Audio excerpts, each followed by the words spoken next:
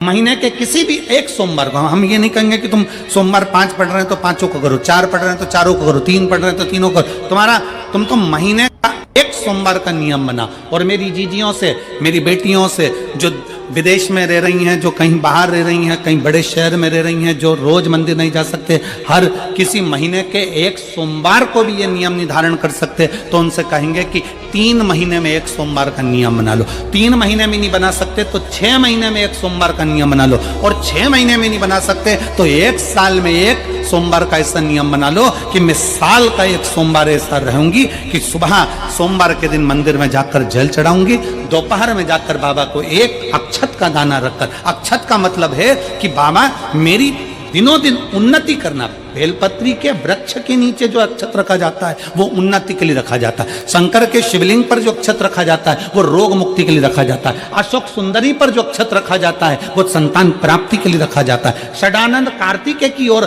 जो अक्षत रखा जाता है वो हमारे बच्चों की सुख समृद्धि के लिए रखा जाता है। विनायक की ओर, गणेश जी की ओर जो अक्षत रखा जाता है वो हमारे घर में कोई मंगल कार्य आ जाए उसके लिए रखा जाता है। और जो पीठिका होती है जिसपे शिवलिंग रखा होता है, पार्वती जी का हस्तकमल, उस पर अक्षत रखा जाता है तो नारी के अखंड सौभाग्य के लिए रखा जाता है। अक्षत रखने का भी तरीका है। एक चावल का दाना कहां रखा जाता है, क्यों रखा जाता है, कैसे रखा। अब कई लोग कहते हैं गुरुजी ये शिव महापुराण में आप ये नियम बताते हो, तरीका बताते हो। हम तो उनसे कहेंगे डॉक्टर के पास जाओगे तो डॉक्टर भी गोली लिखकर ये नहीं कह देगा कि ये सारी गोली एक साथ खा जा। डॉक्टर भी कहेगा ये गोली सुबह खाना है, ये गोली शाम को खाना है, ये गोली दोपहर में खाना, ये गोली भूखे रहकर खाना। बोलो सही है कि गलत है। ये रात्रि को खाना खाने के बाद खा लेना, ये खाना खाने के पहले, ये नाश्ते के पहले। और सुनो ये दवाई, ये वाली पीछे वाली जो दवाई लो ना इसको दूध से लेना, ये वाली जो दवाई लो ना इसको पानी से लेना। और सुनो ये डब्बी है इसको पानी में मिलाकर फिर पीना।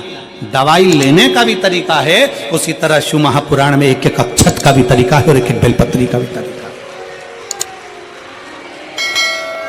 अब मान लो कई लोग कहते हैं गुरुजी आप ये तरीका बताते हो शिव पुराण के माध्यम से, कई लोगों के मन में संशय जागता है, तो अगर हम एक साथ चावल चढ़ा दे तो उसका क्या तरीका है। तो हमारा निवेदन है डॉक्टर जो दवाई ले एक ही बार में निपटा जाए, एक ही बार में खा ले। दवाई एक बार में पूरी खा गए असर नहीं करेगी, इसमें डॉक्टर का कोई दोष नहीं है। उसने तो बताया था ऐसे लेना ऐसे लेना, और तुमने मैं डॉक्टर साहब ने पूछा दवाई पूरी ली, शाम की दवाई भूल गई थी, सवेरे की दवाई भूल गई थी, ये दवाई भूल गई थी। डॉक्टर कहेगा हमने तो नियम बताया था, तुमने नहीं खाई तो असर कहाँ से करेगी।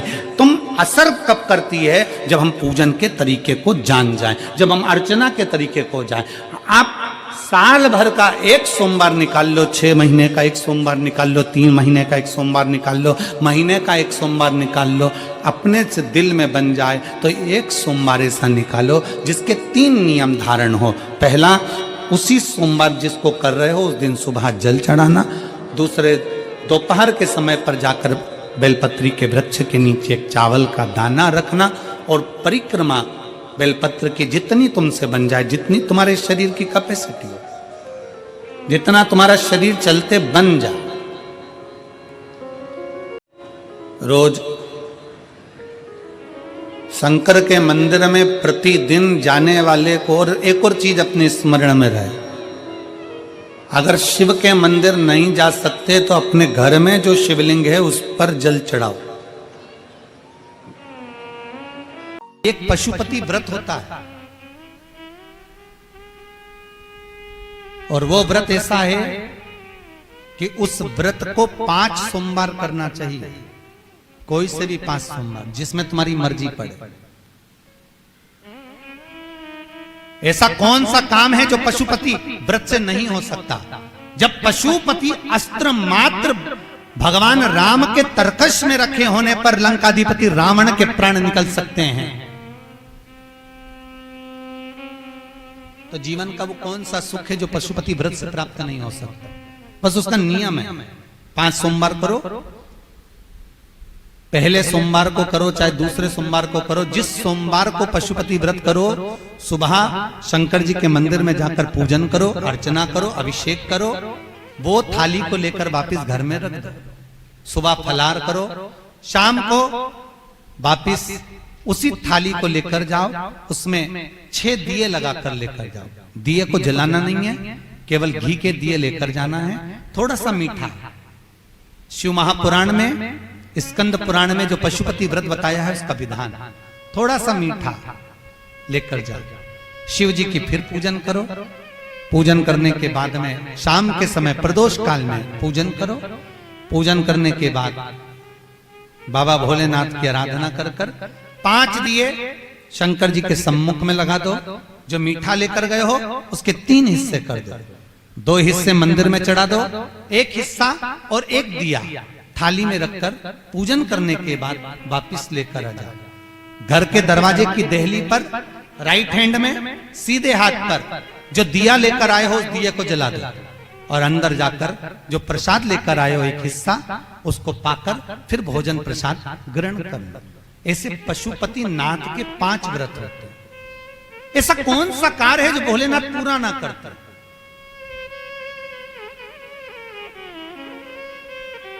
कौन सा?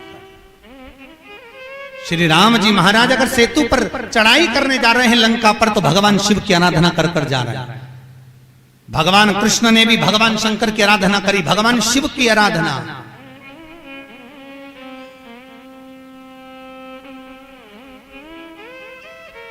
शिवर्चन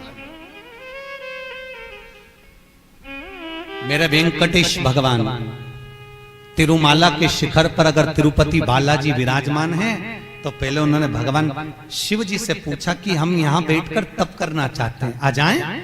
भगवान शंकर ने कहा आओ और तिरुमाला के शिखर पर बैठकर तप करो, साधना करो, आपकी मर्जी पड़े वैसे निवास करो।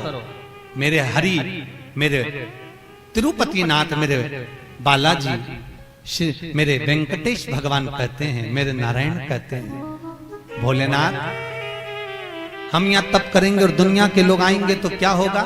शंकर भगवान ने कहा चिंता मत करो, आप तिरुमाला के शिखर पर बैठकर तप करना, मैं कपिलेश्वर महादेव के रूप में बैठकर तुम्हारी रक्षा करूंगा। अगर आप तिरुपति गए होगे तो आपको मालूम होगा ऊपर तिरुमाला में मेरे नारायण हैं, तो नीचे कपिलेश्वर महादेव में मेरे शंकर बैठकर रक्षा कर रहे हैं। नाथ द्वारा चले जाओ। जब श्री जी बाबा के ऊपर आक्रमण किया गया, भोलेनाथ जी के ऊपर जब श्रीनाथ जी के ऊपर जब आक्रमण किया गया, गोवर्धन नाथ जी की मूर्ति को खंडित करने का जब भाव आया, तब ब्रजवासियों ने शंकर भगवान को घास के पूले में दबाकर बैलगाड़ी में लेकर रात की रात भाग गए।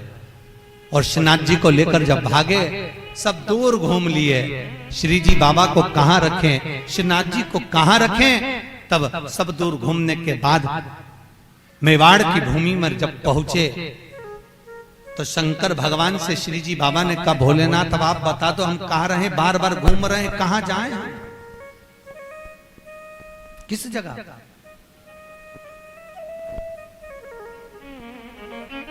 हम कहां जाएं, हम किस जगह पर जाएं? आप बताओ। भगवान शिव कहते हैं ठाकुर हे श्री जी बाबा, आप एक काम करो, आप मेवाड़ की इसी भूमि पर रहिए, आप यहां रहोगे और हम एकलिंग जी के रूप में आपकी रक्षा करेंगे। कभी आप नाथ द्वारा जाकर देखना, श्रीनाथ जी में श्री जी बाबा विराजमान है और उनके पास में एकलिंग जी के रूप में भगवान शंकर विराजमान है। कोई ऐसी धरा, कोई ऐसी भूमि, कोई ऐसी जगह जहां शिव ना हो, हर जगह सर्वस्व विराजमान भोलेनाथ सर्वस्व।